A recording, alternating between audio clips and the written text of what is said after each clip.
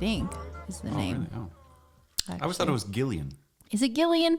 I highly doubt that, but maybe. Yeah, you're right. Probably it's not Gillian. I think it's More Jillian likely with a it's G. Jillian with a G. Yeah, that's my guess. You know, this is why I need you. Because without you, I'm dumb. It's not Gilligan's Island over here. All right, welcome back, everybody. My headphones kind of loud. I see. Check. Welcome back to the Elk Lodge podcast, my friends. Whoa! Hopefully we have some new viewers who tuned in for the Steve-O episode and are back for more. Yeah, can we keep them is the question. Can we hold their attention? We can get the attention. Can we hold the attention? How are you? I'm good. A little sleepy, a little worn out. I've started a new job in retail and I really like it, but I got, a lot of time on my feet these last 3 days. I'm not quite used to it yet. Mm-hmm. Have you worked retail before? Not a proper retail gig before. I never did it either. It's fun. It oddly fulfills some childhood dreams of working a register and helping people in the fitting room. Sure, it's and playing store. Yeah, I'm playing store and it's really fun. It was a busy day, sold I had a lot of transactions today. I was in the shop myself today. So it was high pressure. Sure, I think I did it. I think I did a good job. I'm good at this. Cool. I believe it. I'm a professional shopper, so I feel like I know how to read the room real well. Right. You're like a shopping I'm experienced. guru. I would shaman. think so. I'm good at shopping. Like someone shows up and they want to shop, but they need a pro. They want a little guidance. Yeah, exactly. And that's what you're there for. I can handhold. Cool. Some people hate shopping. I've never been that way. Maybe because I think some people that hate shopping, I think have a hard time finding clothes. Like maybe they wear a really large size shoe and so they never find their shoes on the rack. And so then they get frustrated or, Like if they're Shaquille O'Neal or something. Yeah, there's people who have problems with that. Right. Girls too, Sure. Not just NBA players, and maybe it's body size or whatever that they're self-conscious of. And then it gets reinforced because they can't find things that make them feel good. So I don't like shopping. I know you don't. What's your excuse? I just don't want to do it. I'd rather not. If I could just and the stuff is there, great. But how do you know what you like?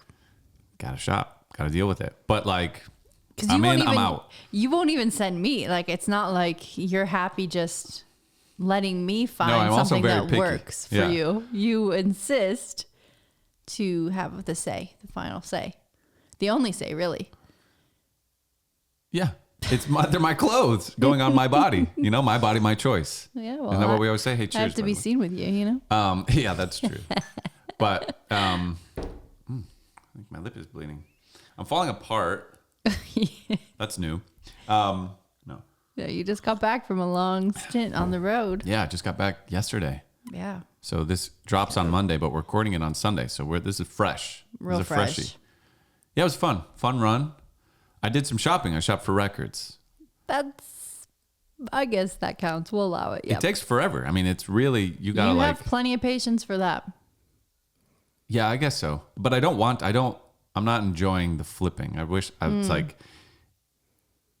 there's some kind of thrill in shopping, trying on new things, looking through shit. And I don't know. I just want to kind of get a glance. And if there was only, I don't know, if I could just find the 6 records I want right away, that I'd prefer that, than to flip through them all. But would you though? Because if it was a curated bundle of the best of R&B or the best in jazz, I feel like you wouldn't be happy being told what should be in that sample pack. Yeah. I'm saying in some miracle perfect world. Sure. I'd rather not have to dig. I get digging. no joy out of digging. It's the result. I love digging. I could easily spend 3 hours in a Goodwill at any time. And I have. And you've been worried before. And that's why I now share my location with you. Yeah. You're supposed to be home hours ago. I'm just going to run errands real quick My Yeah. errands, it usually means I've got one official thing to do, like a real legitimate thing, like a post office or a return or something, a grocery store run, something legitimate. But now that we live so far out of the city, I also am like, well, now that I'm in town, I should probably just pop at this Goodwill that I'm near because I should make a day of it. You're here. I'm here. You made the trip. So then I usually stop. And how long I stay, it really depends on what the thrift gods have in store for me. Yeah, I mean, I guess there is some joy in a store like that where it's like an antique shop and you're like walking through and you don't know what you're going to come across. Oh, yeah. But I'm like, let me just walk through it. And like, when I see a stack of records, like, oh, fuck, I got to look through this. You know, like I got it. Maybe the one record I'm trying to find is here, you know. Maybe that golden but I will wrapper. say, in defense of your, I don't know, like maybe I'm wrong about what I like because I've never like gone online and ordered an album unless it was like a Christmas present to you or something, like a very specific album I want to get for you or somebody else. I prefer to find them, but I don't like looking for them, but I like finding them. You know, I'm a hypocrite. I'm a weird guy. That I know. Grocery stores, I will take my time. Actually, when I'm grocery shopping, I put headphones on. I'm listening to a podcast usually, and I will very happily. I mean, I'll walk up every aisle. I'm not like trying things on or anything, or like, but I don't just go like, I'm here for corn and I'm leaving. You know, like I'll kind of walk up every aisle. Just maybe I'll see something I want or I need. I like grocery stores more. That's my favorite store. Is a grocery store. I love a grocery store, but it's interesting. It functions the same way cooking does for me. Where sometimes I'm super into it and I'm really excited and I want to just chop vegetables for hours. I don't care. I'm lost. I'm in the flow. But other times I just want to be fed and like I want something delicious and I want it 5 minutes ago and I resent having to cook or shop. So I could go either way on that one. Like I cook slow. I like cooking. Not me. It's too fast for me often. It's like, oh, well, it's over now. Now what? We're going to eat? Like, geez. No, I just want it quick. But, you know. We're a good match in that way. I know. We're going to make steak tonight. I know. You're going to eat your own steak, or am I going to eat a steak. steak and a half?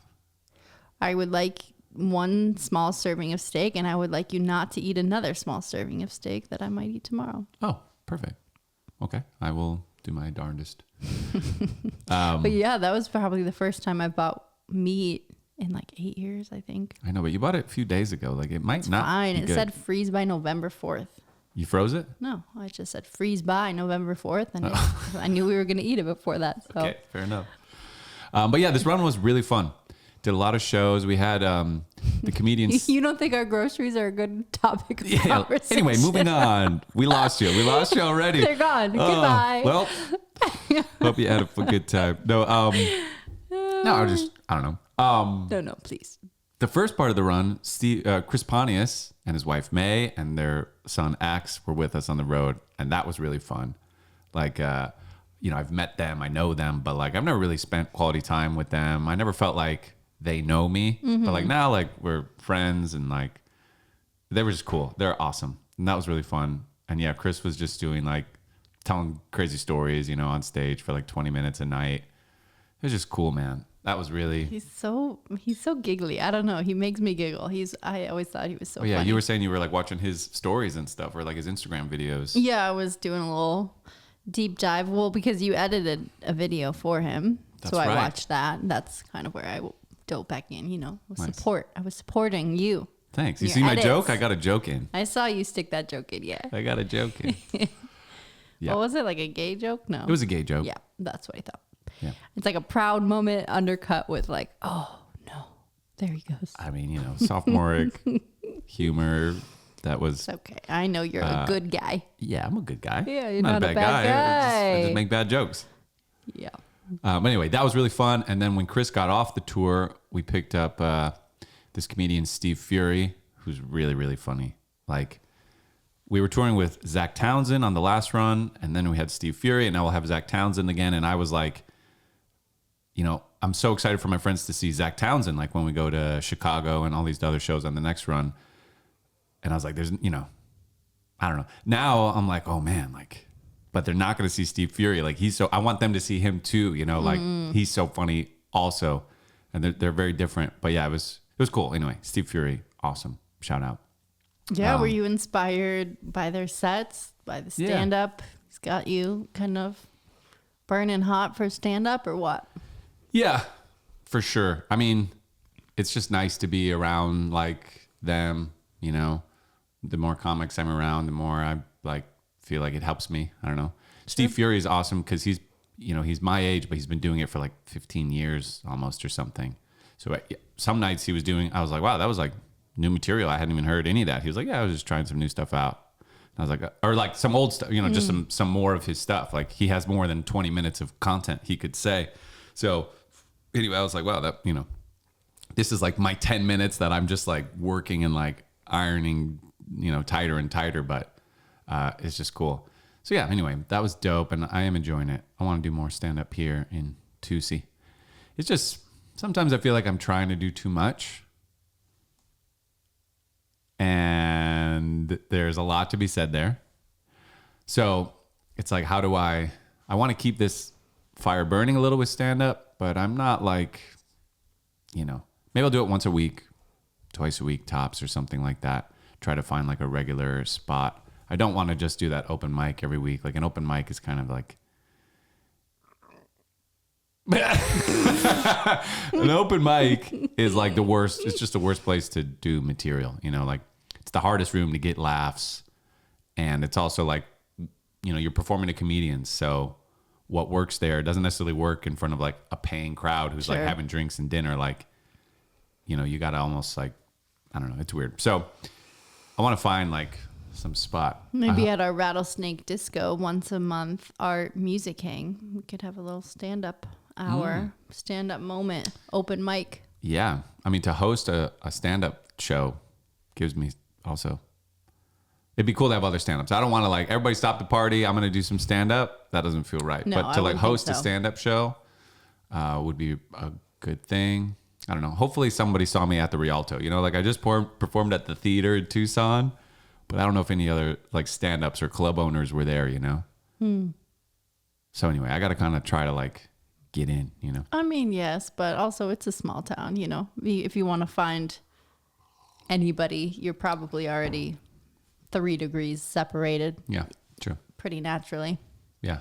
So anyway, I do like it. I love doing stand-up and I've gotten better. Like, yeah, I was very impressed when you opened for Steve at the Rialto. Thank you. October 4th. That was so good. Thanks. Yeah, I think I could see more of like a calm energy up there.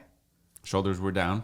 Shoulders seemed lower. After I tell my first joke, I go like, put those shoulders down. Because I just would notice. I'm like, hey, everybody, how you doing? And I'm like, Jesus, like relax. Yeah, you got to pinch them down in the back. Yeah. Yeah, you looked more comfortable up there. You do like a power stance with the one arm on the mic stand. That feels natural, feels comfortable. Good. Sometimes I'm like, is that a crutch? Because like Steve-O and Steve Fury and Zach Townsend too, like they really like work the space, like take up the space, use it. And I'm like, I don't know if I'm not there or it's just not my style. I'm not sure. But well, I'm not tripping too much on it. But I like the that's like a Bill Burr, the comedian Bill Burr kind of like hangs on that. I feel like you're feeling anchored and, you know, I thought you had some movement. You didn't feel rigid to me up there. I thought you did a great job. Thanks. Yeah, and I honestly got even better on this run. I believe it. Trying new things. And yeah, I mean, just throwing yourself at it over and over again will do that. Mm-hmm. So very yeah, cool. Great very run. Very brave for going up there. It's so funny. I just love that, like, you lean into the awkwardness, you know? What was it when you were going to Fresno? You're like, I told this joke in Fresno last time. It didn't go well. I'm about to redo it. I'm like, wow, we have different takeaways from that moment because I would be like steering clear completely from a joke that gave me silence, but you just leaned in. It did better this time. Good. Well, the first time I was in Fresno, I just walked out and I said, yes, Fresno. And nothing, silence. And then I was like, okay, I'm Paul. But whatever. Then I went into my material. But yeah, this time I went out and I was like, yes, Fresno. And I don't know. It worked. It wasn't like a huge laugh, but it didn't kill the vibe. You know, good. I was able to just keep it rolling. But really, I don't know. Like since I said that the first time, like anytime I see Fresno, same with Scott Randolph, he's like, you guys are going to Fresno. He's like, yes, Fresno. He's like, you gonna do that joke again? Like, it's perfect. I don't know. I don't know if I'll ever not say it in Fresno. You gotta say that's great. And it's cool. That's the cool thing about stand-up is every single crowd, every single time, you'll probably get a different reaction. Mm-hmm. Oh, here's a great story for a show to hopefully not lose people. So we're in Bellingham. We go on these hikes almost every day. Steve-O goes on a hike pretty much every day on tour unless it's raining. And I was like, I bitched out on a good amount of them. Sometimes I was working because I had to edit all those videos. Sometimes I was just like, didn't feel like it. But Steve does. He does it, and it's very, it's impressive. So anyway, we're in Bellingham. The doors open at 6. Show starts at 7-ish. Usually a little later, maybe 7:10. And then Steve-O calls me, and it's like 6 something. And he's like, it's really choppy. And he's like, hey, dude, it's dark. It's getting darker and darker. And I'm fucking, I can't believe I did this. Fuck. And it's like, he had hiked into the woods. The sun set, and like, we're up north. So it sets quick. And when it's gone, it's fucking gone. Like it got real dark real fast. And it's like choppy. And I'm like, oh, okay. And like, we couldn't even figure out where he was. His map won't work. Like he knows where he got dropped off to begin the hike, but he's hiked miles now. So he doesn't, and it's like, he's like, I can't make it back to where I started. Like there's not enough time to do that. So Jack, the promoter who tours with us, he just drove like to that area, waited for Steve to get enough reception. Meanwhile, Steve is just running through the woods with his dog Moo, whose hair is still all over this table, and like using his flashlight on his phone just to like run through the woods just to try to get anywhere. And then we, meanwhile, are at the theater. I go up to Steve Fury, who first I do 10 minutes, Steve does 20, and then Steve-O does, like an hour or something. So I go to Steve Fury and I was like, how long can you do? Like, what's your like? He's like, I could do 45. It's like, okay. He's like, okay, I got to start putting that to, it's not just like I could just do it, but he's like, I got to start figuring that out. Cause he headlines sometimes at a comedy club. He's like, anyway, so he's figuring that out. I'm like, usually we have this pre-show video. Usually we start at like 6:30. Show starts around 7. Like, great. Sometimes we push it 10 minutes or so people have time to take their seats. I'm pushing the pre-show a fucking half hour. Like, we're going to start the pre-show at 7. Then the venue comes up to me and they're like, we heard you talk to the sound people that you're going to start the pre-show at 7. The show's supposed to start at 7. You're saying no one's going to be on stage till 7:30, which puts Steve-O not even on stage till 8, like an hour after the show starts. Like, we don't really love to do this. Is there is there any way? And then we were like, because we were trying to just not say anything because we didn't want to create a panic in the theater. Once one person finds out, like the whole theater, suddenly the whole audience knows, like, Steve was lost. He might not even come. Like, maybe we should just leave. Fuck it. So then we were like, okay, here's the thing. Steve-O is lost in the woods. We don't even know where he is. Small thing. Right. Here's the thing. And they're like, okay. And so I was like, we're buying time. And so they're like, we totally get it. So anyway, we do that. And then I'm about to go on stage and I get a call from Steve-O. He's like, I'm in the car. I made it. And I was like, sweet. Like, I'm about to go on stage. I'll tell Fury, like, he doesn't have to do 45 minutes. He can just do his 20-minute set. So, and then we ended up having like the best show of the whole tour. I don't know if it was a beautiful room. Like, it was packed, but also like, we just had, it was like all this excitement and then like relief and just joy and like, fuck it. And like, I don't know. It ended up being the best show. Oh, something so funny too. Like, when I'm on the phone with Steve trying to figure out where he is, he's like, I'm at Lost Lake. And I'm like, Wasp Lake? Wasp like bees? And he's like, no, Lost Lake. As in, I am fucking lost. I was like, wow. So anyway, the show went great. The audience didn't even, like, I was expecting to walk out to like, booze, you're not Steve-O. Like, it's fucking, the show was supposed to start a half hour ago. But they were psyched. Steve Fury killed after he was like, dude, I could have done 45. Like they would have been like, they were so stoked. And then Steve killed it. Steve opened like explaining how he got lost.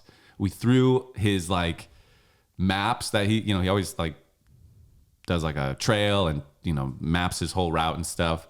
We were like, threw that into his show while Steve Fury was on set. So like there's a PowerPoint, like it's kind of like a TED Talk, the show, like you saw. So Steve is pulling up images from the hike on stage. It worked out so well. That's so awesome. But yeah, it was hilarious, like exciting, nerve-wracking. I mean, nerve-wracking, but also like I wouldn't have been in trouble, like it would have been Steve's fault. It's Steve's fucking show. Like, so I didn't really, it was like, I know this is bad and we got to figure it out, but like, I'm a lot more worried when it's like, this is my fault. Sure. I need to fix it. Sure. That's a totally different feeling. Well, at a certain point too, like you can't control what you can't control. There's only so much you can do. Right. Can't materialize a human that's not where he needs to be. Yeah. Well, and Steve's phone had been messed up. So like he shares his location with all of us, but it hadn't updated since Reno. So like, it's just, and he can't send texts. He can't receive or send texts for like 3 days leading up to that. He's like, my phone's messed up. I can't figure it out. So then it's like, then this happens. And it's like, dude, he can't even get my text. That is like, where are you? So our only way to communicate was through like just the spotty connection in the middle of the fucking woods. I mean, probably what made it so successful though is like people appreciate those real moments, and like I bet they just kind of enjoyed getting like a little bit more of a look into Steve's life, and like this is, just to kind of hear all that it's exciting because it's only happening for this crowd. Sure. It didn't happen to the last one, so you feel somehow like that's a special thing. But like I didn't tell them Steve-O was missing. Steve Fury didn't, like they didn't know for a half hour into the show until Steve came out. So it was already like we already had it was already a great crowd. Okay. And then plus they got all that. Because Steve was like, he's like, I owe you guys an apology. The show started a little late, but like nobody was demanding an apology at all. Cool. Everyone was so stoked. So anyway, so funny. Bellingham was fucking awesome. Got to bring a buddy system. Always bring a buddy. Well, usually I'm with him, but honestly, if I was with him, like then what? Yeah, like then we're both fucking lost. Yeah. Like in the good day to sit it out. Yeah, it was funny. So yeah, good tour. Young Comp bracelets were a big hit. So those will be coming on the road again. We're out. We got to make more. Yeah, I just made 30. I've got 270 more to make. Pretty epic. Before you roll out of town. Yeah, we're going to be rolling with 300 fresh braces. What? Yeah, that would be cool. I know. It's awesome that those are selling. I wish they would have been for one of your other nicknames, but what can we do? The show goes on. Hey, the people want what they want. The merch table goes on. Yeah. I mean, we'll never know if El Chapo would have done better until we test it out. I just don't know. Yeah. I mean, maybe the bracelet could say anything, right? Maybe it's just the bracelet that they're into. It could say Paul Brisky. It could say have a good day. We don't know. That's right. It's hard to know without any comparative data. It's true. Because I love you a lot, but I'm not wearing a Young Comp bracelet. I rock them. I'm not rocking them now, but I was rocking them on tour the whole time. Yeah. Yeah. I love you too. I feel like we were going somewhere. Tour. We're back. Yeah, sure. Great. I kind of just looking around. I think we need to do a little refresh of this room. Really get it Elk Lodge-y. Yeah. So we're settled on this as the room. Why not? It's out of our set way. Up. It's out of the way. It's perfect. It's nice. It's the perfect size and shape. Like camera's pointing this way. We have that room. 2 tools with microphones and a wall full of tools to go with it. But yeah, so we were talking about this, but there's the Elk Lodge colors. Like there's a certain green and pink that we use. It's not this green. No. It kind of is. No, it is. It's not. Like the light part? No, it's like the dark green. It's like this more than. It's like this. I think that's a falsie, but we'll whatever get the it is, Pantones we'll check. We're gonna take the tones to Home Depot. We're gonna get that exact paint color. Yeah. And then paint something. Yeah. We should do it tomorrow. Maybe it'll be done before the next podcast. That'd be sick. Pink and green. Yeah, I'm excited. I think that'll be nice. It'll be cool. It's cool to get it all fancified. Yeah, like this white, we could paint. We were talking about the window frames and that wall, maybe. I mean, yeah, to the windows, to the walls. Like, yeah. I'm excited. We'll have to figure it out. Nice. I wonder if this one should just be like black or something. Or if we go pink, green or something like that. Because they shouldn't, you want like a different background when you cut to each person, I think, you know? I'm going to do it. So, yeah, for some reason, this is feeling pinky to me. Maybe it should be pink. The brick. Yeah. So we could go pink on the brick and green on the window frame. Be nice. So stay tuned. There might be a little, it'll be like, what were those Mad Libs where you have to count all the changes every episode? I feel like we should do that. Or not episode. You know those magazines, they'll show you like 2 pictures of like a kitchen. Highlights magazine. Highlights. And then you have to look and see what's different. Get all of the things. Yeah. Always liked those. When we paint the wall green, it'll be kind of obvious. But well, there'll be other changes too. Yeah. And how this'll many? evolve I over don't time. know. Also, I'm loving the weather right now in Tucson. How about that? We didn't even turn on our air cooler. I know. I mean, how have slippers crazy. on and socks. I'm not even schwitzing. Not even schwitzing with your feet. Not even schwitzing. Not a schwitz in sight. I know. It's so nice. It came in hot. It was just, well, it came in cool, but it came in fast. It was just, and it was so nice. Yeah. The mornings were like, have been in the 60s and highs. I guess it was in the 80s today, but after a lot of Mellow. 90s and 100s, 80s feels pretty cool. I was outside all day. Yeah. I barely broke a sweat. It was awesome. Broke some fingers and stuff. I did hurt myself. I never looked at that. Where is that? Which one? The one you were bleeding from. It's here actually. It's not bad. It just got like Oh, yeah. pinched in there. I got a picture, a text today from Paul. That's you.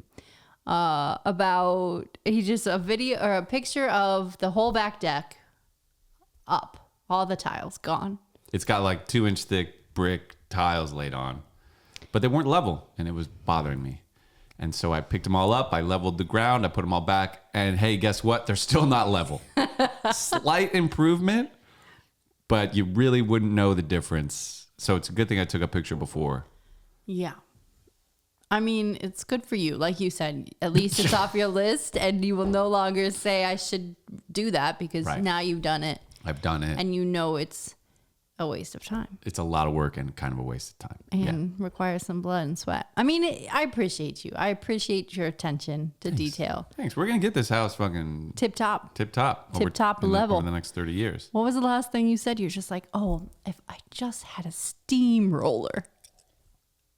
Just smush it down. Yeah, smush it down because it's just to get them, some are just slightly, and it's Rise. Yeah. A not- jar. it's not perfect. Whatever the hell. Not yeah, a jar. No, not a jar. That's It's okay. open. Yeah, jar is open. So what would you say? A rise? A rise isn't a thing. Like some are Janky. Off kilter? Cattywampus. Off kilter. sure. Cattywampus. John Mason taught me that word. Cattywampus. That's I think it means when Scottish you're thing? drunk, but it's also like when I hope I'm using it right. Something like that. It's British. It's British. Talk to me like a fairy. But yeah, I've been trying to, we wet it. We're going to try to stomp on it. I didn't fill in the cracks yet with mud so that things have a little wiggle room. I'm hoping it levels out perfectly. Very Cool. exciting. So that was today. Tomorrow we'll paint our whole recording studio, and it's not too bad for Monday. Not too bad. Sunday, Monday. Not too bad. You work tomorrow? I have a couple meetings in the morning, but it won't be a long day. I just have a few meetings. Cool. Yeah. So yeah, we can come back and do projects all day. Sweet. I love it. Yeah, I know the joy of having a house. It is nonstop, but a lot of work. it's a labor of love. Things take effort, Yeah, good things. Everything takes effort. Like you want good food, a friendship, a house, a podcast. Like it Clean takes tub. work. Yeah. It takes work. Yeah, absolutely. So we're putting in the work. We're doing it. What else? You've been watching that Yellow Jackets show. Yeah, I am. I just caught a little bit. I had to stop watching it while you were gone because I was getting too freaked out. And then it's not like particularly scary, but it's unsettling. Yes, please.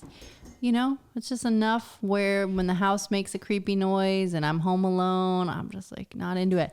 And then I think we're getting ding dong ditched by a Roadrunner. Because this has happened to you and me before, so I know I'm not completely hallucinating, but we were just at home and we heard distinct knocks on the door. It was in the morning. Yeah. Answered the door, and you saw the Roadrunner out there, or? Yeah, I think I looked out the window or something, but yeah, like it had just been a Roadrunner. Okay, so then when you were gone, I was still dog sitting, had the dog. It was about 9:30 at night. I had worked all day. I was already like, in my underwear in bed, and I heard it again. And I was like, oh, there's no way I'm going to go answer the door right now. It would require putting pants on, first of all, but also just like, who the fuck is there? I'm not going to go answer this. Right. Who is there that wouldn't crazy. Be calling or have texted ahead or whatever? Like anybody would have given me a heads up. My do not disturb isn't on. Like somebody could have reached me if they wanted to. So I was not answering the door. And the dog, the heightened security from the dog was comforting, but also alarming because I'm like, okay, it's not just me. It ain't nothing. It ain't nothing. Like somebody else she heard knows she's bothered by it, and then I became unnerved by it. But then, so I didn't look. I didn't go. And then the next day, and that was hard. That was hard to like calm my nervous system enough to go back to sleep. Same. You called me and you were like, someone knocked on the door. I'm not answering the door. I locked the bathroom. I locked the bedroom door. I'm just laying here. I'm like, okay, should we call the police? Like, what do you want to do? You're like, I don't need you to fix it. I just wanted to let you know. I was like, well, thanks. No, great. I was looking for some comfort, and you were stressed out, which I get. I understand you were feeling helpless and, you know, whatever. I get that. But yeah, I was just sort of looking for like a calm voice on the other line to be like, I'm sure it's nothing, you know, whatever. But anyways, I knew it was something. So whatever, like there was no winning. I just needed to tell you. Okay. But yeah, the next morning I looked out there and there was a feather. So I'm like, is it just a fucking bird? Like there's plenty of woodpeckers. I see them all day. So it's either like a woodpecker or a roadrunner that's coming up and what? Like knocking on the door, trying to get in. Or, I mean, it's a blue door. Maybe they think it's like, you know, at a certain time of night, it looks like the sky. Or I just don't know. Not sure, but yeah. But it's comical until it's, 9:30 at night. In the morning, I could handle it, but. Well, it's comical too till I'm in fucking like Timbuktu. Sacramento about to tattoo Scummy Diener's ass. And then I'm like, fuck, like it wasn't a joyous night for me, but that's not your fault. It's just not fun to think about. Yeah, well, it wasn't fun to sleep that night either. Yeah, nobody had fun. No. Except for the Roadrunner. He had a good laugh. Exactly. He was laughing all the way across the street. It's a wild place out here, though, that's for sure. I saw an owl recently. That was cool. Yeah.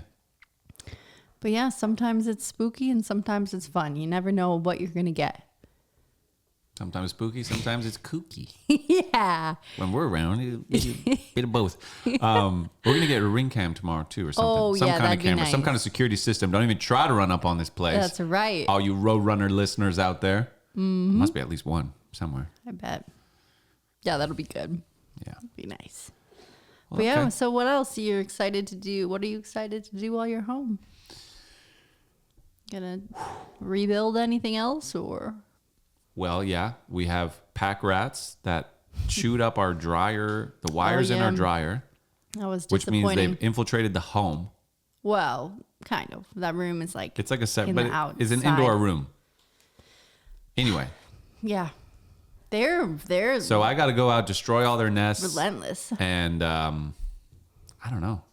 Lay some traps. Like I kind of got to murder some motherfuckers. I know. It's very sad because they're very cute. And I want to be one. I want to be one with the environment. But then the environment gets in. I mean, this is being one with the environment. It's kill or be killed. Yeah. Kill or your dryer dies. I know.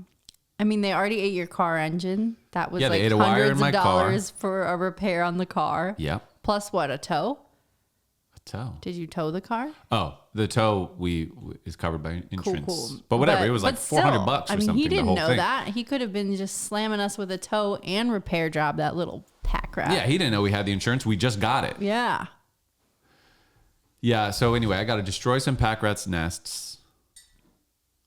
Let's see, I already leveled the thing. We're going to paint in here. That's big. Cool. Probably some other little house projects will come up, but I really got to like get, I have other things, like so many irons in the fire, hot pots on the boil. I'm asking the wrong person, but there's a statement there. Stokes in the fire? I think it's irons in the fire. Irons in the fire, sure. I got a lot of little plates I'm always spinning, and like when I go on tour, this is the biggest negative of tour, other than missing you, is that everything kind of just goes on pause. So I got to get back on top of some shit. Gonna record some That Kid Is You vocals. Love that. To keep those songs moving. Gonna work on my script a little bit. Oh yeah, my because Clark Gable you script. have like a whole release plan for a lot of That Kid Is Music. That Kid Is You music. We do. So And it talk involves, to me about that. Well, in Italy, a year ago or 2 years ago now, we've recorded like 1 million songs, and none of them are like done. So when JC was here, we looked at them all. We picked 4 that are like pretty close to done. We're gonna finish those 4 and start releasing singles, and Once a month or once every 6 weeks probably. Cool. So those 4 songs will last 6 months, and in that 6 months we'll finish 4 more, and until eventually like we go back to Argentina, or we just get in a nice rhythm where like, oh wow, now we have like 18 of them done, and we can just put out a project. So, but yeah, the faucet of music releases needs to be turned on. So yeah, I've been really trying to figure out, not just with That Kid Is You and all that Italy project, but just music in general. Like this podcast, we record it every week, we put it out, and we move on. Great episode, bad episode, good episode, celebrity, nobody, whatever. It goes out. Yeah. And like that's great. But with music, like I sit on it, I hold it, I'm precious about it. I go, oh, I need to record the backup vocals or the piano I didn't like or whatever. And like I need to just put shit out and move on. So I'm also releasing some Paul Brisky solo stuff, a project called Pink Cowboy, which is cool. They're like a few songs that actually were mixed by Nico Calwill before I ever put out the West Coast stuff. I was wearing the shirt earlier. Before I ever put out the West Coast. Anyway, so those are coming out soon. That'll be fun. So yeah, I just gotta like, it's just gotta go. So there's all that. Cool. That's exciting. I think that'd be nice. Get those tracks out there, get them ready to listen to. Yeah, just get them out. If they're And not can't out. you always do like sort of MTV Unplugged release, and then always do a second version of a song that's super polished if you can't stand it? Yeah, just release things as like a demo or something. I mean, because I know I've said this to you, but I get so attached to the versions of the songs that exist. It's like, to me, those songs are perfect. To me, those songs are good. Yeah. Like, sure, you could just master them right now and not change anything else. And I think that tons of people would love them. I agree. To an extent. I think there's a little like slight improvement in the audio quality. I think it is important. There is some value, but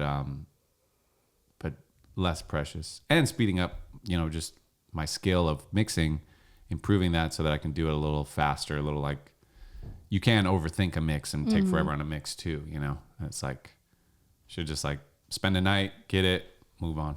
Cool. Oh, Brendan and I are also releasing an album soon as well. Oh, yeah. So that's been in the mix. I showed those to Steve-O. He really liked them. Nice. Yeah. I think I know some of those tracks. Yeah, you do. Cool. Anyway. Well, very fun, very exciting Yep. times up ahead. I agree. Yeah. Cool. Cool. And we're still watching Game of Thrones, and we're going to watch more Game of Thrones tonight while we eat steak. Yeah. You going to grill it up? Got to. We have a grill. Yes. Cool. How about that? How about that? All right. Anyway. Well, cheers. Welcome home. Thank you, Boo. It's good to be back. Thank you all for sticking around. Presumably. Yeah, both of you. But yeah, anyway. Love you guys. Thank you. And good night, everybody. Good night. inside, put me inside.